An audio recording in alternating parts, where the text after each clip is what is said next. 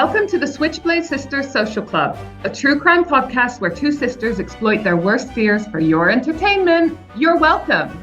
I'm Dee. And I'm Rhonda, and together we are the Sake Sisters. For more information, check out our website at www.switchbladesistersocialclub.com or find us on Instagram and Facebook at Switchblade Sisters Social Club. Thanks for listening.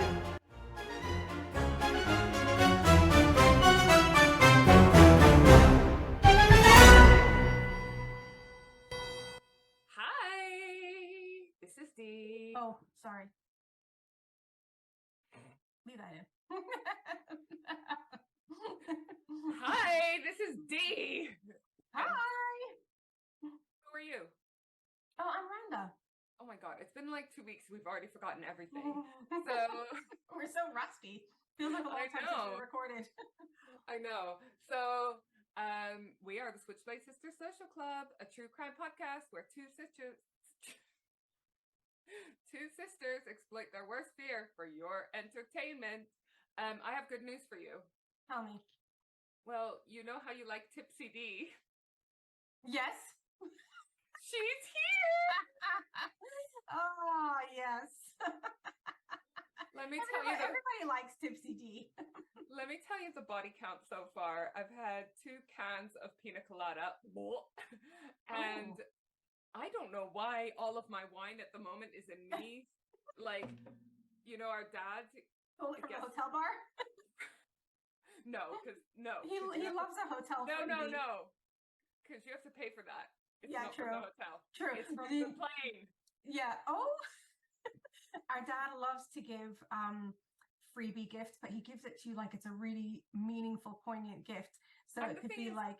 We love a bit of merch. We love merch. Yeah. But the way he gives you these like branded conference notepads, like he's or like pens from the bank. Pens from the bank, hotel shampoos.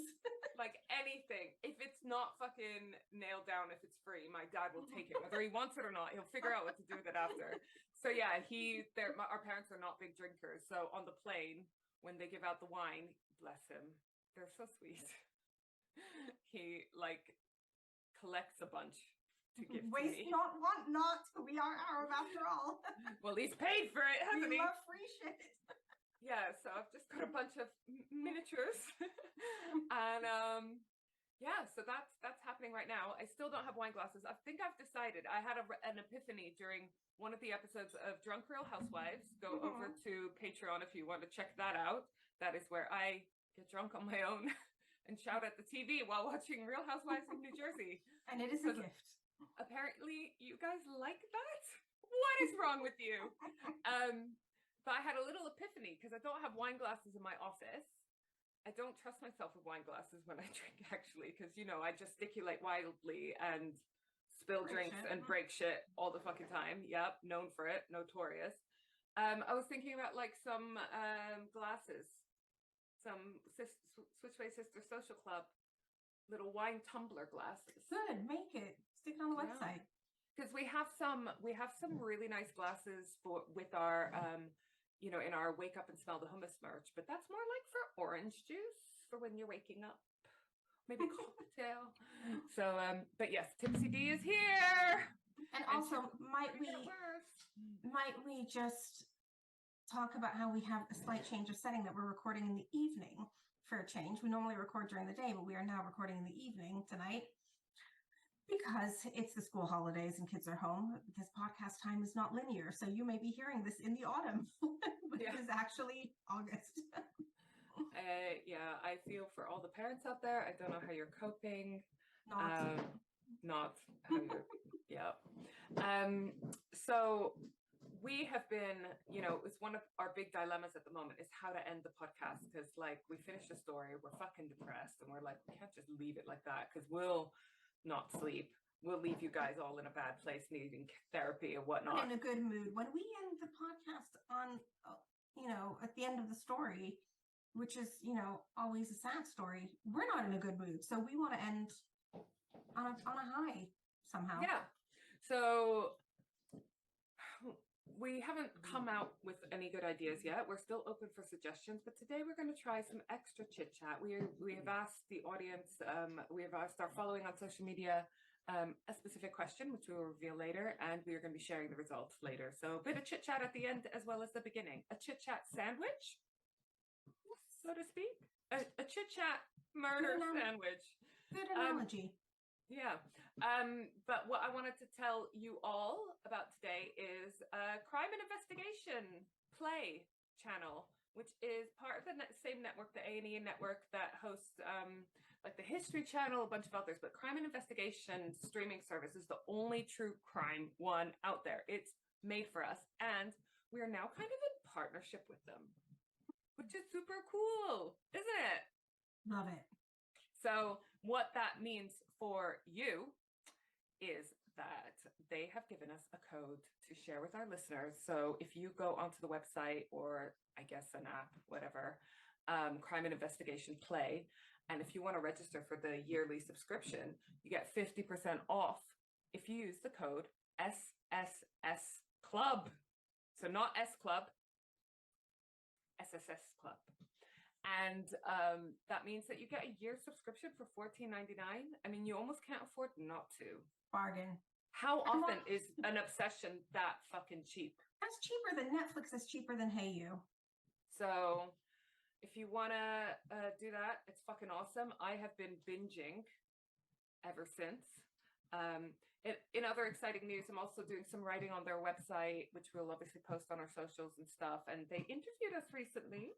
So super exciting. But I've just got to tell you some of the channels. Like today has been all about cruise ship killers. I'm fucking obsessed. I didn't even know that was a thing. Tell me about cruise ship killers. What's that all about? Do you know what I learned that I never really thought about that I thought was just particularly creepy? Well, I knew that, like, you know, being Palestinian and we have issues with boats and flotillas and whatnot, I knew that it's tricky when anything happens in international waters because, you know, who's got jurisdiction, who's going to take over, blah, blah, blah. What I didn't realize is quite often on like a boat, on that boat, when you're in international waters, you are obliged to follow the laws of the country that that boat is registered to. So you could be on a cruise and being obliged to follow the rules of like Liberia or something, you know, which the boat is registered to for like tax reasons or whatever. So it's just like, it's really sad because obviously when anything happens, especially like a major crime, it's super convoluted trying to get any kind of thing done. But I have, it was really awkward. The first thing I did when I downloaded the app was I added all the shows I wanted to watch to my watch list. And it was basically every fucking show. So my watch list is like 100 long. So I love that you've watched them first so that you can tell me what's good. Oh my God, cruise ship killers. Get on that. So some of them we already know because they've featured on Netflix at different times. So Meet, Marry, Murder is on there. With Our Love. Oh, Dr. Brian Frederick. Dr. Brian Frederick. We love you.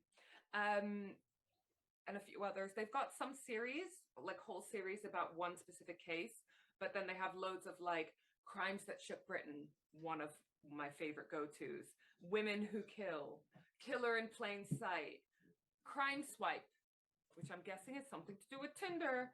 But then there's one that is just like, I haven't started watching it, but it's made for us because it's called #TextMeWhenYouGetHome. Oh, that's going to creep me out. That's what we say to each other every time we say bye. I know, and we're talking about how some of our friends don't get it when it's like, text me when you get home. It's like, but just let me know, because otherwise how will anyone know until 4 days from now that you've been murdered, you know?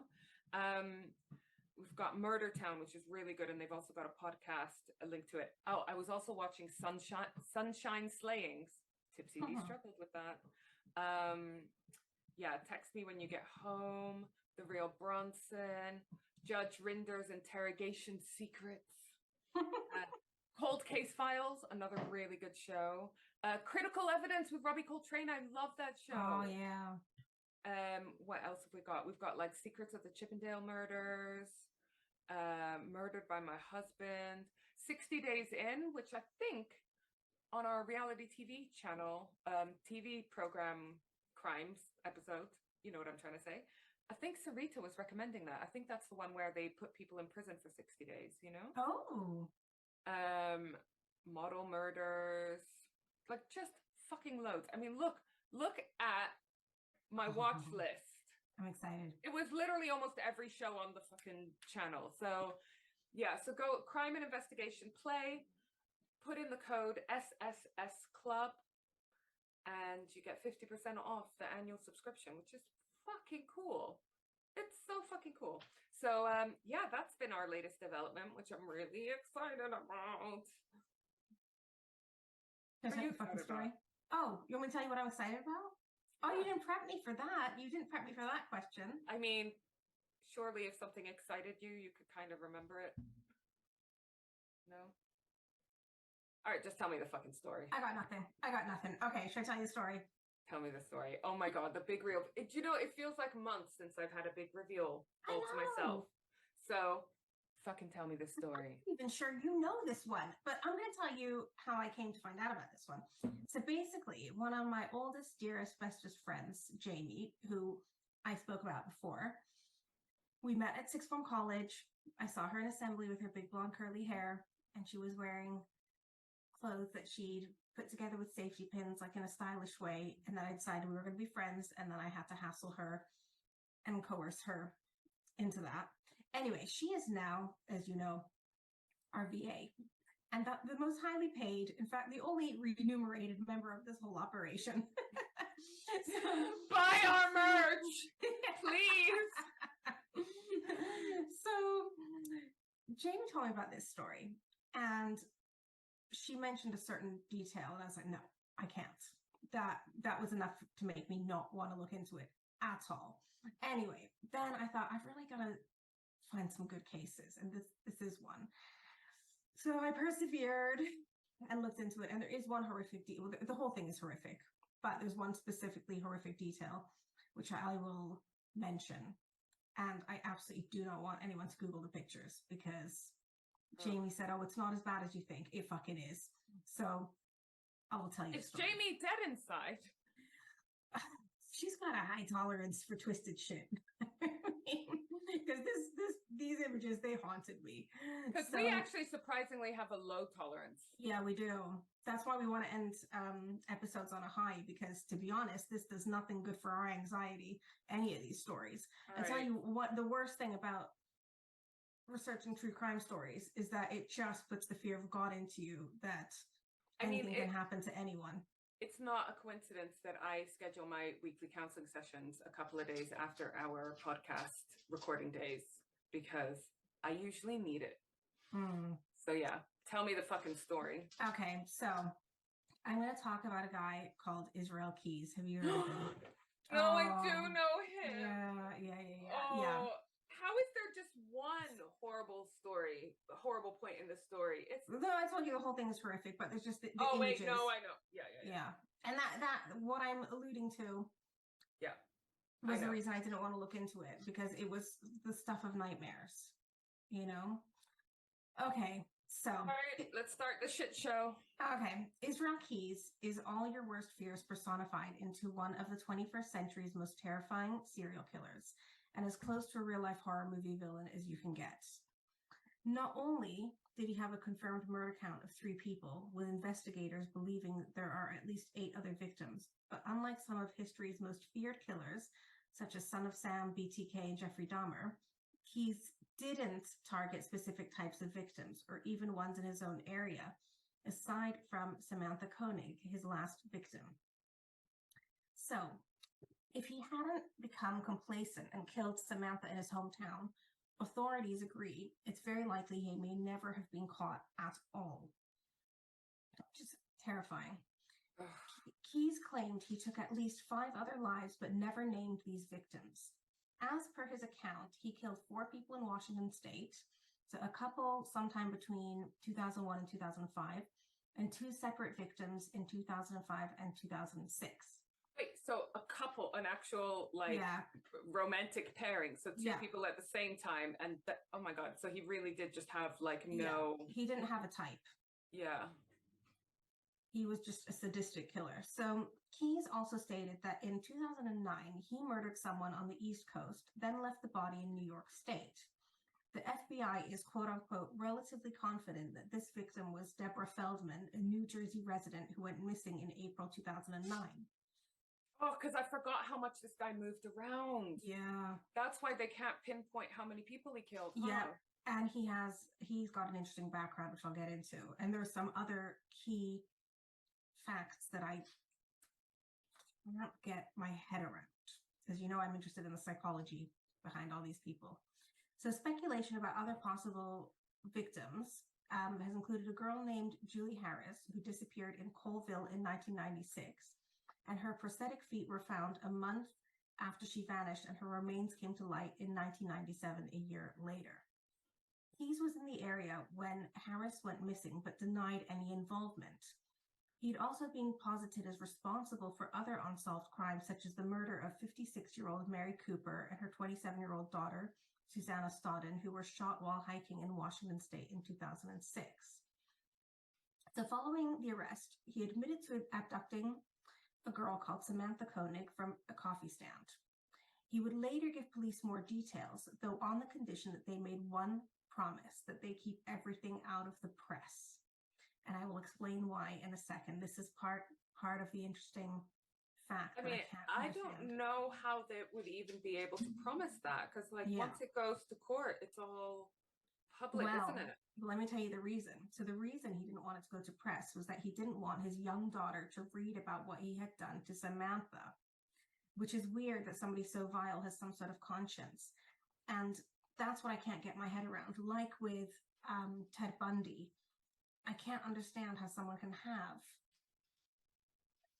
a romantic relationship with a woman, and how some women to them are, worthy of being alive or loved, and others are just bait. And I can't understand how they make the distinction, or how they have such selective morality. I really don't understand how they decide that, that is the most extreme example of it, isn't it? Of that selective morality, I'm going to actually murder people, but I don't want my own daughter to know about it. Yeah, and I can't understand whether... I always thought people like Ted Bundy, or those who had double lives, that they really just were a bad person, and that, the wholesome family life or whatever was a cover. But I'm guessing it's not always that clear cut or that black and white, and that's what I can't understand. I think for us, it's easier to think of someone as just being purely evil, not having any good side, not being able to treat anyone kindly unless it's for their own good, etc., etc. So it fucks with our head even more when they... I just don't understand it. I know a psychologist could understand it, but I don't understand it. How? Clearly the moral compass is off regardless, right? Yeah. So one of his co-workers later came forward to say that he was a responsible father to his daughter. This is perhaps one of the reasons why no one could believe that Keyes was leading such a double life, because his former co-worker said he came into work and he would brag about his daughter. He was a loving dad, a doting father. And other things I read substantiated that. And that's what I just can't get my head around. When we interviewed Colin Sutton and he was talking about Delroy Grant, this is someone who raped elderly women, but used to go and do missionary stuff with the Jehovah's Witness. That's also fucking weird to me. But to me, I just think, well, that must have been a cover, Yeah, but he even Colin didn't really think it was just another side of his personality. So it's really fucking weird to think of Israel Keyes doing the school run, but maybe he did. Ooh. Yeah, this is what I can't reconcile with. So in public life, Keyes worked in his construction business and was a good boyfriend to his nurse practitioner girlfriend and a doting father to his daughter. Nobody saw the dark side of his life that was equally predominant until a slip-up, which then turned out to be a landslide of shocking information. He told police, "I'll tell you everything you want to know. I'll give it blow by blow if you want. I have lots more stories to tell." So that kind of made me feel sick. Yeah. It made me feel sick that he was almost boasting about it. And Keyes described how he was kind of out of control a little bit after all the attention he received for the Samantha case. He told authorities that his original goal had always been to avoid any attention for his crimes, but once he tasted publicity, he found himself feeling quote unquote high on it and wanting more. He described getting sloppy with checking the news for coverage of the crime. So this was before he got caught. He was enjoying reading about his crimes. Yeah. Ugh. So this is what he said. I was amped up and decided that I wanted to go out and do something, preferably take someone, he said. In the interviews, Keyes frequently and casually used the term take someone. It soon dawned on authorities that they weren't dealing with just a murderer. They were with one of the coldest, most methodical serial killers of all time. Oh, so I hate him. I hate him so much. I know, it's unsettling. So here's the story of Samantha Koenig. So 18-year-old Samantha was from Anchorage, Alaska, and was Keyes' final victim. On 1st of February 2012, she was working late and alone at a little coffee hut when a man approached her. He orders coffee and she turns back to the window and he pulls out a gun. You can watch a CCTV footage online where he holds up her hands. You can watch a CCTV footage online where she holds up her hands. He gets her to turn out the lights, then he forces himself through the hatch as the footage turns dark. So Keyes binds her hands with zip ties before forcing her into his white pickup where she tried and failed to escape. Driving around, he explains to the terrified teen that this is simply a kidnapping for ransom and that if she cooperates, she'd be returned and her family unharmed. She'd be returned to her family unharmed. Keyes kept Samantha alive for several hours and even drove back to her coffee hut to retrieve her mobile phone. He then used it to send a fake text to her boyfriend, who was due to pick her up after her shift. And the text read, "Hey, I'm spending a couple of days with friends. Let Dad know." Keyes took I don't know. Wait, I don't know. I don't know what their relationship is like. I don't know what she's like as a person or him. But it sounds suspect. Like, yeah, sorry, it's a weird text. I've changed plans. Not only do I not need a lift, but I'm fucking off for a couple of days. Can you tell my dad? Yeah, that kind of message would immediately... My boyfriend, while I'm age 18, can you, that guy, contact my dad to tell him I'm going away for a few days? I know, that kind of message would completely arouse suspicion, wouldn't it? Like it's, yeah. It wasn't the most well thought out message. So Keyes took Samantha to his property where he tied her up in a shed. As soon as Keyes took Samantha's debit card and cell phone, he didn't need her alive anymore. Around 2 a.m., he finally took her from his truck and moved her to his tool shed, where he tied her up by the neck. Then Keyes went inside to check on his daughter and girlfriend and make sure they were asleep. Exactly. So this is in the tool shed in his house. To make sure that they're asleep. Sorry, this was in the tool shed in his garden by his house. Okay, so he was going in to make sure they were out of the way, basically. Yeah. He poured himself a glass of wine and returned to the shed. There, Keyes sat drinking it while he told Samantha how he would rape her before strangling her to death with the rope he'd already tied around her neck. And that's exactly what he did. He turned his radio up so no one would hear her scream and pleas for help. He left Samantha's body in the shed, went back to his house and packed his bags and one for his daughter. So before Keyes killed Samantha, she informed him that her debit card was inside her boyfriend's truck. Keyes drove to the boyfriend's house, stole the card out of the vehicle, and Samantha's boyfriend actually witnessed the theft and confronted Keyes, but was unable to prevent Keyes from fleeing the scene.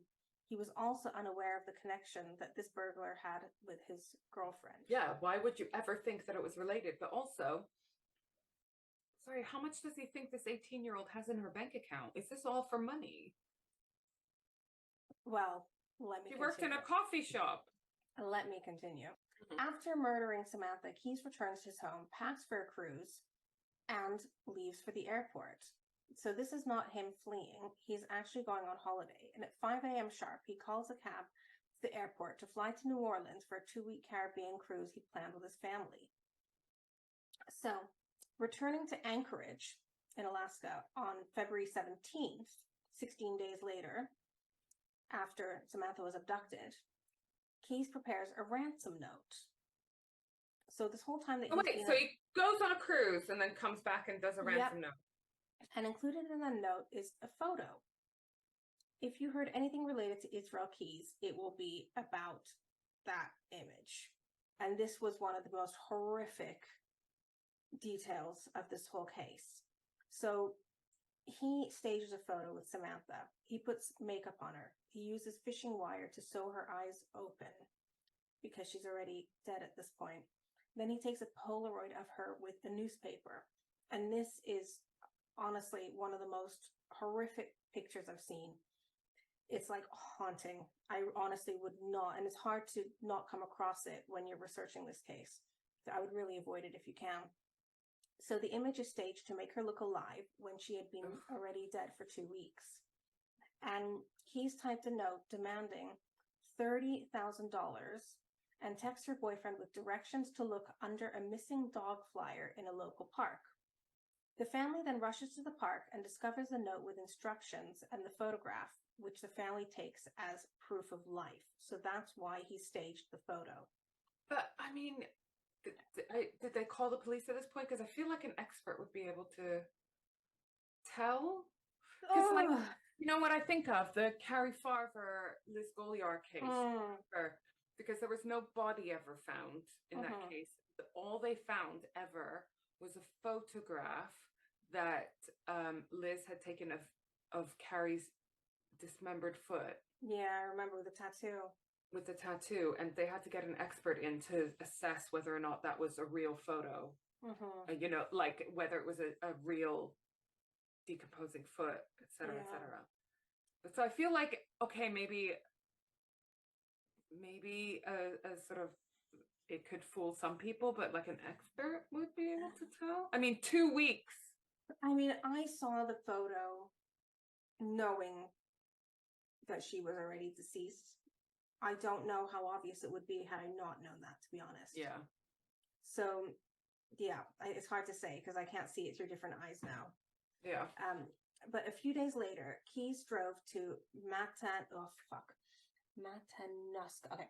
A few days later, Keyes drove to I'm leaving all that in. No, you're not.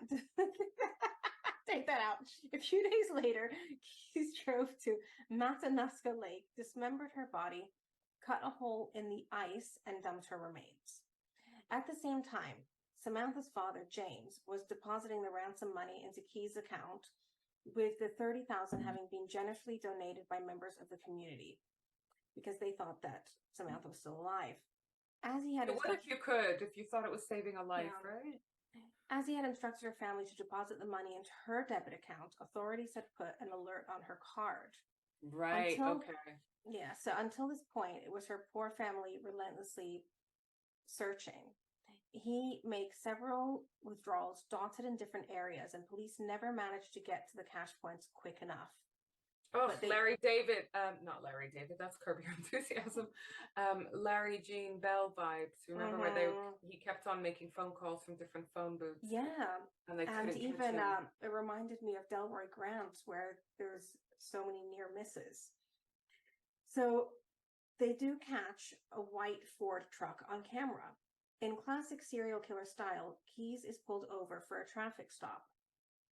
The car contains dye-stained bills from a bank robbery, a ski mask, a gun, and Samantha's phone and debit card, and he was obviously immediately arrested. Shortly before being captured, Keyes spent time with his mother and some siblings. His father had already died a few years earlier in Texas. And during this visit, his sister tried to convince him to reconsider his atheism. So here's a bit of background about Keyes. That's not the worst thing about this guy. No, but I did find it interesting to learn a bit more about his family background because I always wonder what the fuck made them this heinous, you know? What the hell happened? Because something fucking happened. So and especially when they have siblings who presumably are not serial killers. So yeah. So Keyes then developed an inordinate interest in Satanism with plans of committing a ritualistic murder. So a pastor present at the time had said that Keyes answered, "You don't know the depths of darkness that I've gone to. You don't know what I've done." I will cover more on his family later, but just to give you a bit of background, he came from a religious family. He was allegedly an atheist turned Satanist. So which we know from our connections with the Church of Satan.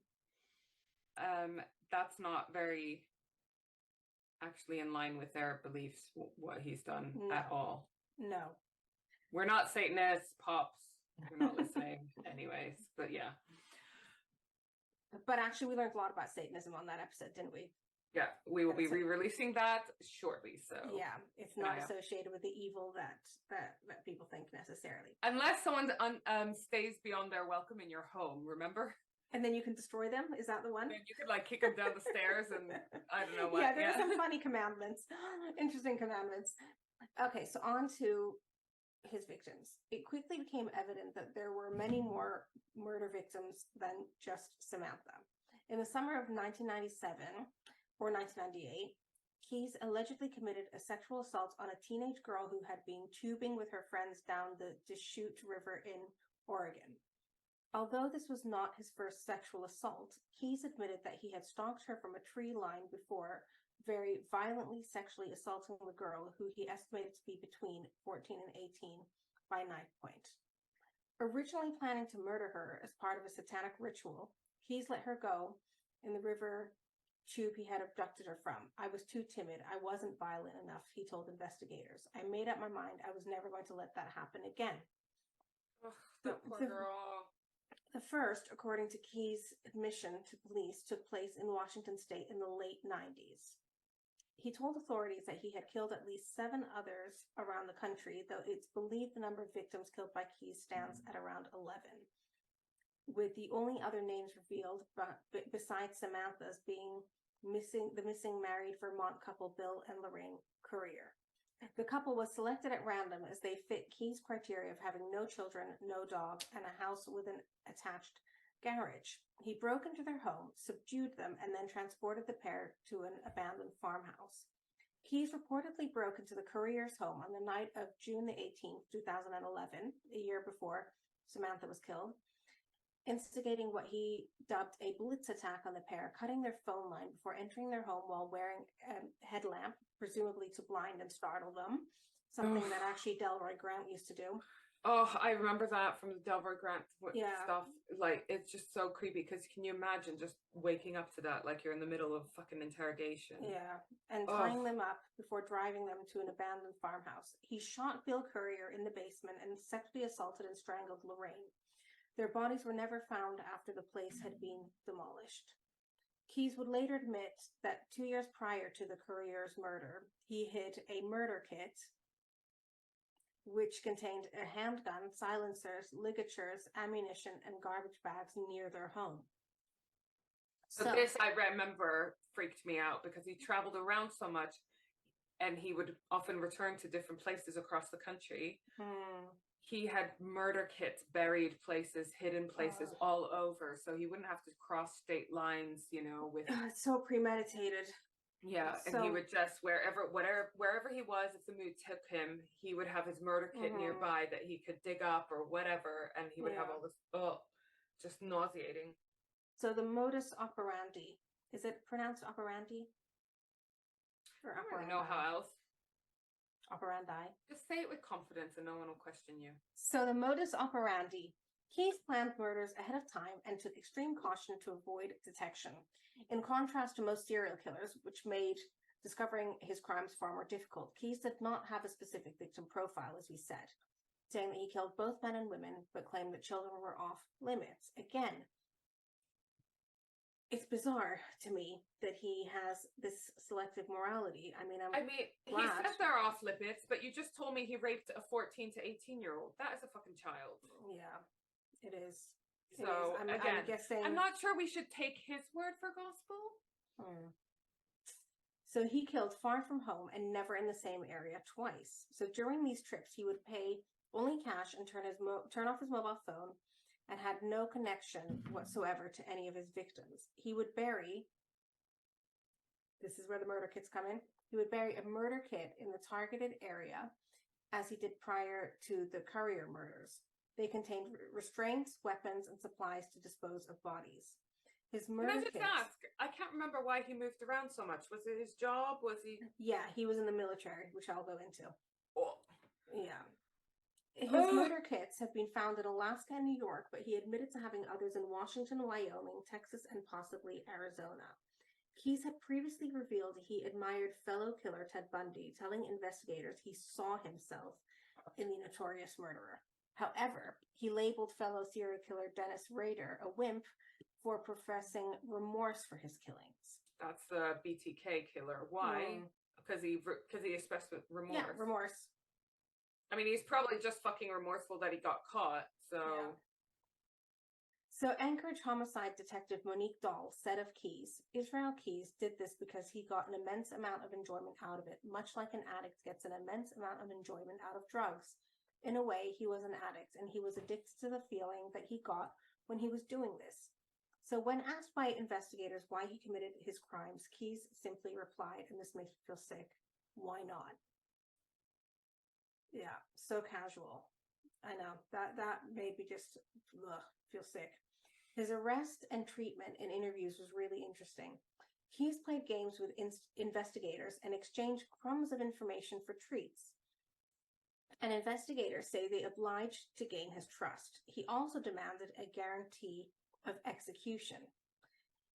This enabled investigators to push for more evidence of serious crime. The couriers were then identified as victims after he bargained, and he said, I'll give you 2 bodies and a name for a cigar. So even just makes me feel sick that he's just, the way he's just bartering, you know, and while talking about people's lives. For a cigar, like, ugh. So in roughly 15 hours of newly released audio from jailhouse interviews with Keyes, he discusses his motives, triggers, and limits as he teased investigators with information about up to a dozen other killings around the country. He chuckled at the memory of his crimes and teased the police about what he knew, but refused to give up details unless they agreed to execute him within a year, so his young daughter would not have to grow up with a father in prison. Do we know roughly how old his daughter is at this point? We don't know much at all about his daughter. I tried to find out. Yeah, I tried to find out, and I was actually grateful that I really couldn't find out much about her. Exactly, poor girl.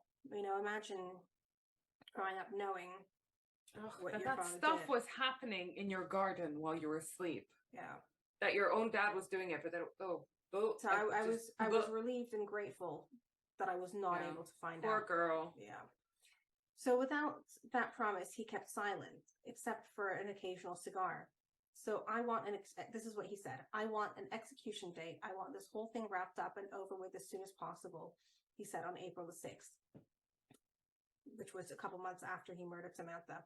I'll give you every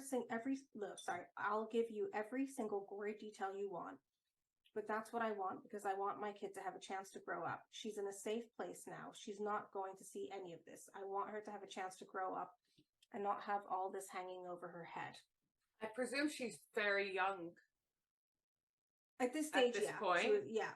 And I presume that they just have an agreement, like maybe with the partner or whatever, that they're just going to raise her not knowing who her dad is. I think that sounds like it's the hope, you know? So she might learn one day about Israel Keyes, but she won't be told that that's her dad. I don't know. That's what it sounds like he's hoping will happen. It seems really unrealistic, but... The FBI and the federal government had Israel Keyes in custody for nearly a year without really disclosing that he had been arrested, even though he'd been killing all over the U.S. for the past 14 years. This was part of the bargain that he would continue to disclose information if his name was kept out of the press. Funny how they manage to keep stuff out of the press when they want to. Other times they leak like fucking something leaky. Because one thing that really bothered him was the idea of his daughter reading about his murders and his crimes. And he said, the one thing I won't do is mess with kids. That's another thing that really kind of goes back to me starting to feel like I was losing control a little bit, because I never really had thought that way until I had my daughter. After she was born, something kind of changed in the way I thought. Well, not really, because... Not really, because you still carried on killing. Yeah. So here is some background information about his childhood. I'm going to predict. Can I just predict, and let's see if it comes up? I'm going to predict some kind of coercive relationship, some kind of abuse,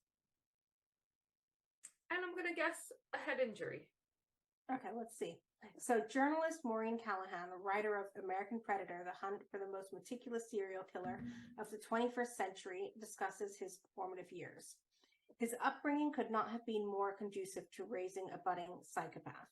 He was the second of 10 children, the eldest son, and his parents moved to a small town in Washington when Israel and his older sister America were toddlers. Those names are interesting. They are interesting names. You already said they're religious, so that makes a lot of sense. It's just so many kids. And I just don't know. I don't have any kids, but I think if you've got 10, I don't know how you can pay them all enough attention, the attention that they need. A family of 12, can you imagine? So all I can't even imagine if 4 of them needed help with their homework on one night. How the fuck do you do that? Do you know what I mean? All the children were home births, and the children never went to see a doctor, and they never went to school. So that was interesting as well. Ever. So it gets more interesting. So they live in a tent for the first 7 years in Washington State while their father builds them a cabin by hand. How fucking big is this tent for 12 people? I don't know. I'm hating every part of this. Yeah. It's I'm so fascinated by his upbringing. So as a young kid, Israel will learn how to find and dress game so he could feed his family. He's basically the father of the family because his own father, when he's not building this cabin by hand, is either working down the mountain or out in the woods praying for hours. Out in the woods praying. This kind of sounds like something from a few hundred years ago, but... It sounds like doomsday preppers. Yeah, I mean, but this is really not that long ago. Do you know what I mean? This is what I find fucking bizarre. So he's the second of 10 children born to Heidi and John Jeffrey Keyes, a couple who didn't believe in government interference, public schools, or modern medicine. Keyes was a toddler when his family left Utah for Colville, Washington. They lived an isolated existence in the wood where Keyes grew up without heat or electricity. The family is also believed to have been close to their neighbor, someone called Chevy Kehoe, who was convicted of 3 murders. So while in Washington, Keyes' parents left the Church of Jesus Christ of Latter-day Saints, that's Mormon, right? And became fundamentalist Christians and joined a white supremacist church.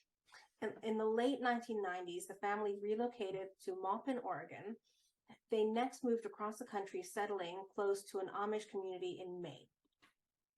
And after a teenage Keyes told his family he no longer shared their faith, his father cut ties, though Keyes did remain close to his mother.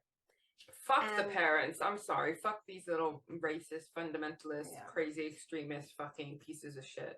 And Israel begins to manifest the textbook signs of psychopathy at a very young age. So by 10, he's breaking and entering, he's stealing guns, he's setting fires. By 14, he's torturing and killing household pets. Yep, so these triad. The McDonald's triad. So he told the FBI that by the age of 14, he realized that he was very good at sitting out in the woods for hours on end without making a move. He committed his first abduction and stranger rape at about the age of 16. Oh, his first at 16, there must be hundreds. And then he's able to join the military at 20, even though I'm sorry. I know, it's frightening. But I'm sorry, but how?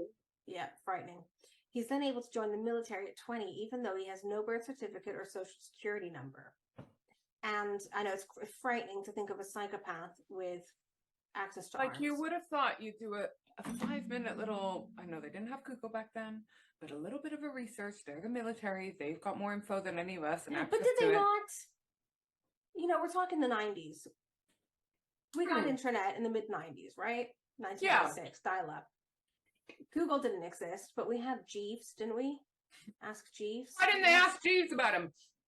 Or they could have just asked him, what was your childhood upbringing? And then, he says, homeschooled, mainly learned how to hunt. And then they have fucking databases of information on people. You know, I mean, it was the 90s. We're not talking about, the 30s or the 40s. So in July 1998, Keyes joined the U.S. Army. He did well as a soldier, spending time in Egypt, at Fort Hood in Texas, and Fort Lewis in Washington. He was honorably discharged in July 2001, and he lived on the Maca Reservation with the mother of his daughter. So Keyes received a DUI while in the Army, but otherwise he had no trouble with the law. that they were aware of. Well, he didn't get in trouble with the law. He'd obviously committed crimes by this point. What I learned later from FBI witness interviews was that Keyes was considered kind of like a super soldier. And he was also the most fucked up guy. His colleagues in the army, are they called colleagues? Fellow soldiers in the army, said that he was the most fucked up guy they'd ever encountered, and he scared the shit out of them. I mean, that's saying something. Yeah. For people trained to kill. Yeah. So on December 2nd, 2012... Oh, wait, can I just say, that gives me Wayne Couzens vibes. Oh. When his nickname was the rapist. It's like, how did this not raise alarm bells? Yeah. You know, with superiors and stuff, and supervisors. Mm-hmm. I know. You just think if people just reported their concerns sooner. Pay attention, you fucks. What? Yeah. So on December 2nd, 2012, while being held in jail at the Anchorage Correctional Complex, Keyes took his own life. Under his body was a rambling letter that was later called A Creepy Ode to Murder, which offered no clues as to the identities of his unnamed victims, but rather described them as pretty captive butterflies. So even in death, he was just... Couldn't even do that one thing, and, you know... What's the opposite of remorseful? Just, he was proud of it. Boastful, yeah. His own death was much like the murders he committed, brutal, slow, and deliberate. And authorities said he slashed open one of his wrists with a disposable razor blade that he embedded in a pencil and hid in his mattress. He then strangled himself with a rolled-up bedsheet. And Alaska state troopers said it wasn't a hanging. Keyes had to lean against the makeshift noose to ensure he died. And evidence left behind in his jail cell included a suicide note, drawings of 11 skulls, a drawing of the Baphomet, which is a deity worshipped by the Knights Templar, and it was stained with Keyes' blood. Under his bed lay a series of skulls painted in his own blood, and it is thought the 11 skulls could be an indication of the total number of lives that he took. And on December 10th, 2012, Keyes' mother, Heidi, and 4 of his sisters attended a small funeral service for him in Deer Park, Washington. The pastor, called Jake Gardner, opened the service by saying he is not in a better place. He is in a place of eternal torment. No. Yeah. I mean, imagine a funeral starting with that. Yeah. So it's the whole thing is so unsettling, and I mean, I can't say that I'm glad I looked into it, but it definitely has interesting aspects that we've seen in other cases, like the McDonald's triangle, you know, the fucked up upbringing, the seclusion from society, I just the lack of remorse. There's still so many cases that come up that they think might be associated with him. And there's whole teams of, let's call it armchair detectives, like just, you know, private civilian individuals who spend so much time looking at his travel plans and so forth and comparing them to missing people, murder victims and so forth, to try to see if they can give closure and justice to any of, well, not justice because he's dead, but some kind of closure to the families, to see which murders are linked to him. Because 100% there's more rape victims and murder victims out there attributed to him. Right? Yeah. I don't see how there couldn't be. I imagine so. But, it's, yeah, God, yeah. It's not a nice one at all. No. That was shit. That was really, really shit. But please, you were great. Do not Google the pictures. Some people are okay with looking at, like, I really struggle looking at crime scene photos of, like, where the body is still in place and so forth, and something like that would traumatize me as well, because the context in which the photo was taken and who took it and all that kind of gross stuff. But some people are different. Some people prefer, I mean, like you say, it's easy to find, so Google it if you want to. But it's like 911 calls. Oh, you know? God, they're haunting. I really struggle. I can't, because you hear it in your head afterwards. Those are even worse, to be honest. I can't with those. Yeah, some people are okay with them. This is what I mean. We actually have quite a weak disposition when it comes to all of this. I don't know why. Do you know, honestly, what I always think to myself every fucking time we do one, I always just think, can we not just, I love doing the chit chat. I love doing the waffle with you. Can we not just rebrand as like a lifestyle fucking podcast and keep the same branding? I mean, I do like the true crime stuff. I just genuinely enjoy researching it and so forth, but there's something about telling it to you that I'm suddenly I know. That's the thing. It's really interesting to watch. But then at the end of telling the story, we're like, oh, why the fuck did we talk about that? I think that every time. I do think that every fucking time. Why the fuck did we just talk about that? Good news about this guy. He's no longer with us. Yeah. Sad that we haven't managed to identify all of his victims, because that would have just been, I was going to say, made it a little bit easier. I don't know what it would have done, but it would have been good to know who he's responsible for murdering. I wish he had given the families that closure before he died. Do you know, you're taking your life anyway. Yeah, it's the you're least already going to have murders pinned on you. Yeah, it is the least he could have done to give families some closure. You know what I mean? Like, fucking do a I was going to say do a decent thing, but I mean, he's a sick fuck. Yeah. Oh! So, that was unpleasant. And the reason we wanted to do some chit-chat at the end is to lift everyone's spirits again. So, the topic of our chit-chat at the end of the episode today is weird crushes, because we thought... We're going to do our own? Because I had to think of my own for this. Oh, I know your own. I don't know if I have any. So listen, I really fancied Adam Driver in Girls, with Lena Dunham. And I thought I don't know who that is. Girls is an amazing series. It's was he in the Gucci Story?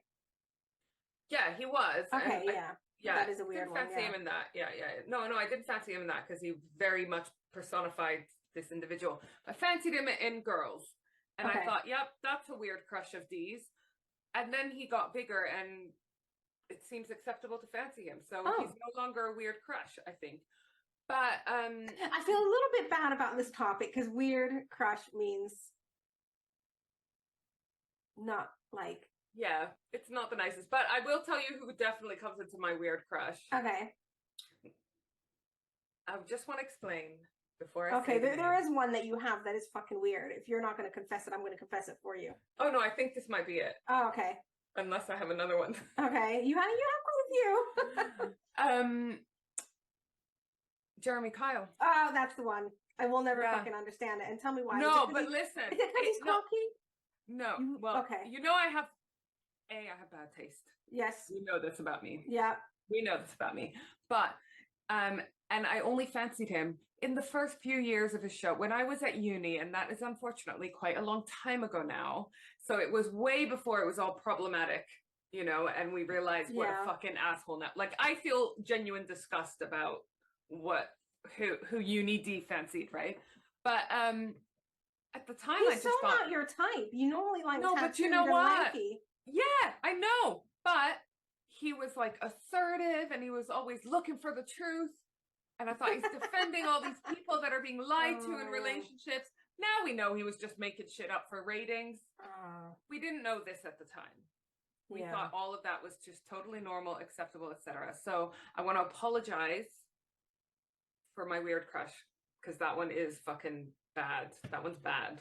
Okay, I understand it more now that you thought he was like a truth seeker and someone concerned with justice. I get it more now, because I just saw him as like a cocky, arrogant TV host, Yeah, but that's also my type.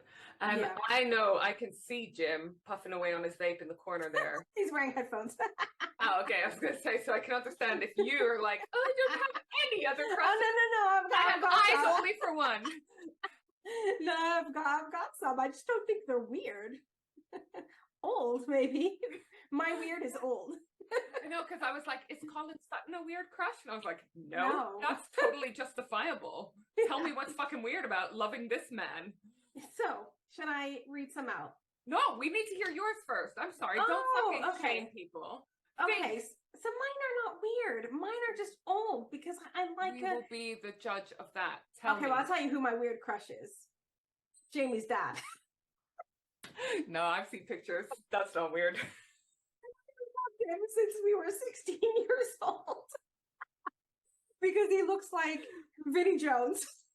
And he's got that South London accent. He used to be a boxer. That's not weird at all. Jamie's dad. I wonder if Jamie would mind and us. he's such a good dad too. And he's such a nice guy. And he's I wonder if Jamie will mind us posting pictures of her dad on our He will not mind at all. I've got them in my phone. I bet you do. Right. Okay. Can you I've try even to got vintage ones. Can you try to think of a genuine weird crush, please? Yeah, I mean, is that not a weird crush? That's not a weird crush. Oh, Fancy your yeah. friend's hot dad is not Okay, weird. yeah. Okay. Eugene Levy? Okay, weird. No, but he's so Very fucking funny. And he's distinguished. Yeah, and he's funny. He's yeah, a well-preserved older guy. Yeah. Okay, well, okay, yeah. Yeah. that good? All right. I mean, I guess. I think that's the best we're going to get from you. So, Yeah. fine. Let's So- shame our willing participants. Okay. So I must add they are willing participants after last week's episode where we did not get permission for playing Isla singing a lovely Polish lullaby. And should we just say the offshoot of that? Oh yeah. We were so scared. We were so scared because she whole day. she bless her. Isla, we love you so much. She always listens to our podcast like literally within minutes of it coming out. So this day she was just super busy. You know, she's a mom with her kid on school holidays. And so all day I think we were both a bit anxious because I was like, we were texting her, being like, "Did you hear it yet? Did you hear it?" And I was like, should I cut it out before she listens? Like I can do that, you know? And all the listeners heard before I even was aware. And then she was like, "Oh, I've listened to about halfway through because I had to go and cook dinner, blah, blah, blah." And it's like, you know, we were on tenterhooks, weren't we? Yeah, and I think it was like 11 o'clock at night that she finally heard it. And she finally texted us, "Fuck you guys." And while we're here, let's do a plug for Isla's amazing business, Criminally Good Books York. So that's at Criminally Good Books York on Instagram. I cannot wait for us to be able to say on this podcast that bookshop is open. So she is planning on opening a true crime and crime fiction bookshop in York. York is lovely. So if you don't live near York, plan yourself a little city break when the bookshop is open. It's going to be like an event space. It's going to have a cafe. There's going to be book signings, book launches, podcast recordings. Sorry, Jim's just crawling on the floor. There's my weird crush. Yeah, there you go. You married him. All right. So, Isla, we love you. She did say, "Fuck you guys." There were swear words, other swear words involved, but she said she did think it was funny, and she seems to still be talking to us. So, and also, what she doesn't know is that song is now my ringtone. Oh. My phone's always on silent, so I don't know how often I'll hear it, but I'll forget that I've done that, and one day I'll be like, "What the actual fuck is happening here?" And I'll realize it's my phone ringing. So speaking of Isla. Oh, did she answer? She doesn't have a weird crush. She doesn't. She sent me a picture of this guy with a six-pack. I said, that is not a weird crush. But we need to define what weird crush is first. She probably, but there's no nice way of explaining it. So I'd rather not vocalize it. But she did volunteer her husband Aaron's weird crush. And I will quote. Kind of her. So as quoted by Isla, Aaron, her husband's weird crush is Zoe Wanamaker in Harry Potter with those weird eyes. Quote unquote, he would defo do her. Then, now, one of our dearest friends and friend of the show, Lucy B. Lucy B. Oh, Okay, I can't wait for this one. Yeah. So the first A few. one. Yeah, we got two. So Max Branning from EastEnders. Oh, that You're is probably going to agree. You agree? Wait, I was going to be like, and then I was like, Because you love a cocky cunt. yeah. And that's what he is. So then, her other weird crush, you're not going to think this is a weird one either, is Louis Theroux. Oh no, that is not fucking weird at all. I would marry that man. Okay. I'd run off into the sunset. I know. I mean, everyone loves Louis Theroux. Everyone loves Louis Theroux because what is there not to love about Louis Theroux? I would still potentially put him in the weird crush category. But super intelligent, super funny, super cute. I know. Yeah, you're right. Not weird. But do you want to know what she said about him? Yeah, that might be weird. Lucy specifically specified that if Louis is listening to our podcast, hi Louis, I would do awful things to him and he would be in trouble if he met me. I'm really sorry, Chris. These were not my words. This is Lucy B. verbatim. Lucy also asked to publicize her phone number. Hear you. Lucy also asked to publicize her phone number in case Louis is listening. And then, last but absolutely not least, one of the loves of my life, Lynn. So, I don't know about this show, but there's a show, I've never seen it, but there's a show called Strike by TV series by J.K. Rowling. Yeah. Oh, no, wait. I'm sorry. But if you say the main guy, no, because it is the main guy. No. Oh, what? He's the crime-solving hot guy. Okay.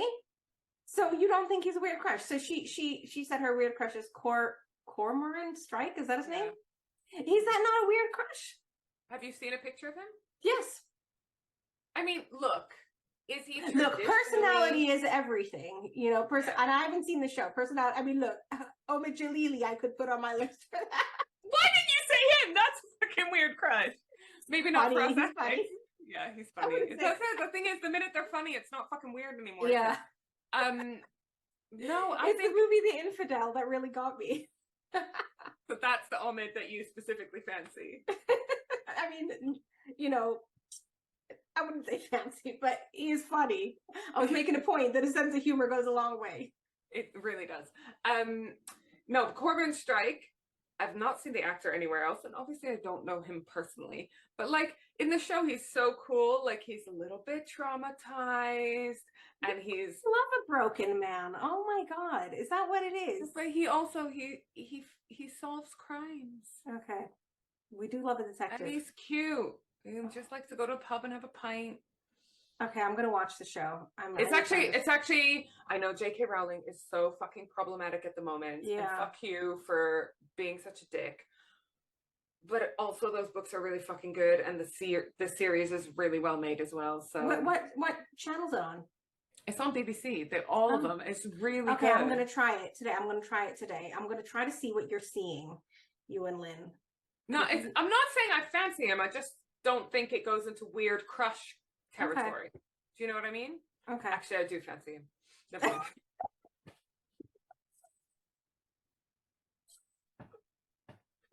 Oh my god. I tell you who else I love.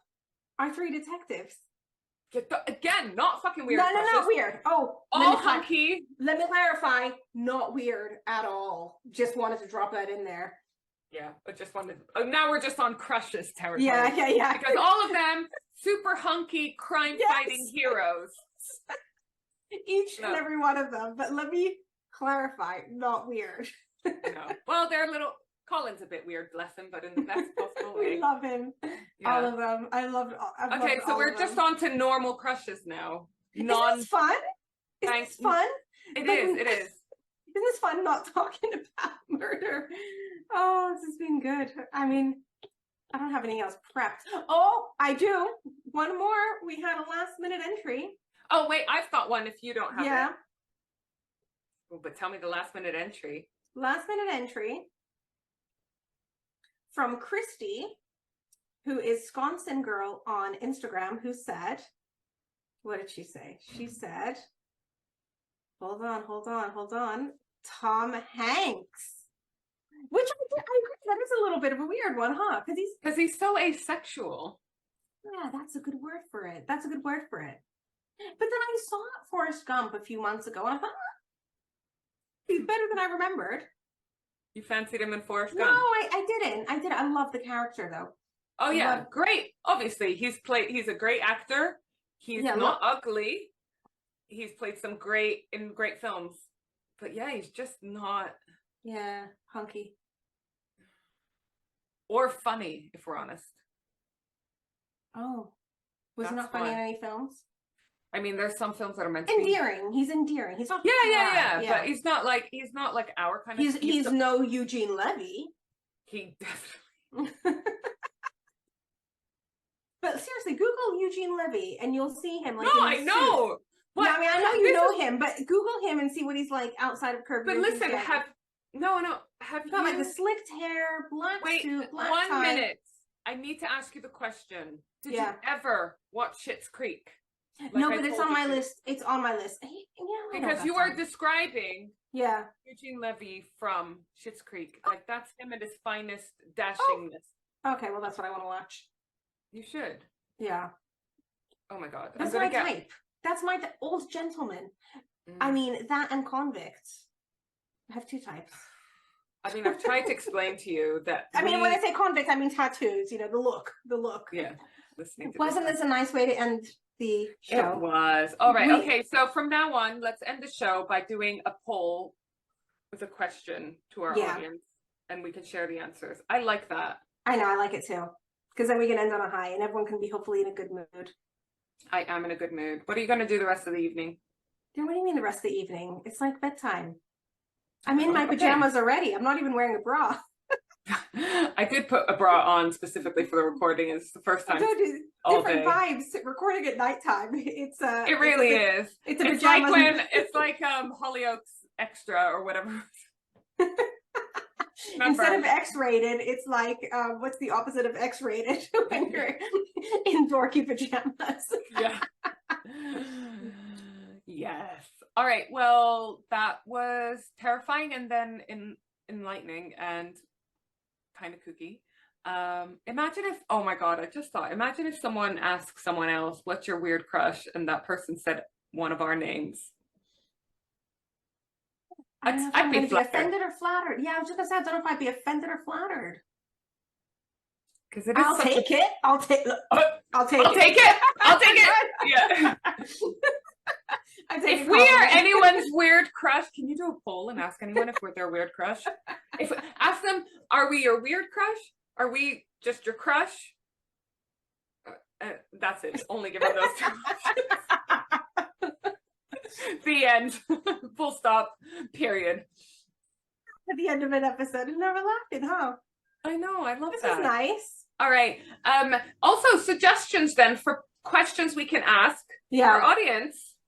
Right? Do you know what we need? We need like a catchy name for this section as well. Yeah, what are we gonna call it? I don't know. I'm not in the headspace to think of catchy names. Ask ChatGPT. Yeah, but I will ask ChatGPT, and also you ask our audience because they are better than that. All right. Well, we will see you all next week. Love you. More terrifying shit, and then hopefully some laughs. All right. Love you all. Bye. Hey there. Thanks for being a loyal listener. Do you need a new website or want to boost your social media performance? Or do you hate podcast editing?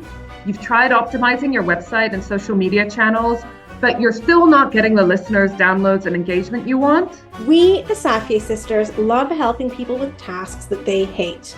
We know a thing or two about podcasts, websites, and social media, and we love working with other podcasters and business owners. So why not head over to switchbladesisterssocialclub.com and go to our Work With Us section. We believe in collaboration over competition. A rising tide raises all ships. Bye!